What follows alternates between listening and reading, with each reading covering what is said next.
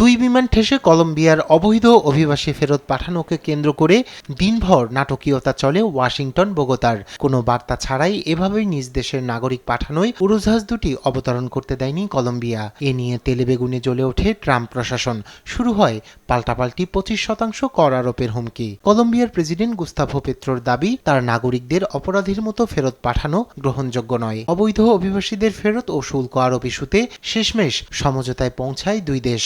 রোববার white house জানায়, কোনো বিধিনিষেধ ছাড়াই কাগজপত্রহীন এসব অভিবাসীদের ফেরাতে রাজি কলম্বিয়া। তাই আপাতত বোগোতার উপর শুল্ক আরোপের পথে হাঁটছে না ট্রাম্প প্রশাসন। অবৈধদের ফেরাতে প্রেসিডেন্ট ট্রাম্প যে পদক্ষেপ নিয়েছেন তাতে সবার কাছ থেকে সহযোগিতা প্রত্যাশা করছে হোয়াইট হাউস। যুক্তরাষ্ট্রের সঙ্গে সামরিক বিরোধ কেটেছে উল্লেখ করে নাগরিকদের ফেরাতে বিশেষ বিমান প্রস্তুত আছে বলে জানান কলম্বীয় পররাষ্ট্রমন্ত্রী লুইস গিলবার্তো।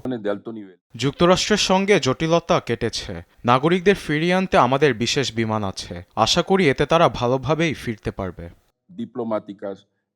তবে ট্রাম্প প্রশাসন ক্ষমতায় আসতেই বিশ্বের নানা দেশের অবৈধ অভিবাসীদের বের করার পদক্ষেপে আতঙ্ক ছড়িয়েছে সর্বত্র। বিশেষ করে সবশেষ ঘটনায় কলম্বিয়ার সাধারণ মানুষ এ নিয়ে উদ্বিগ্ন। ভবিষ্যতে ট্রাম্প আবারও যে শুল্ক বা নিষেধাজ্ঞার হুমকি দেবে না, তারও নিশ্চয়তা নেই বলে মনে করেন তারা।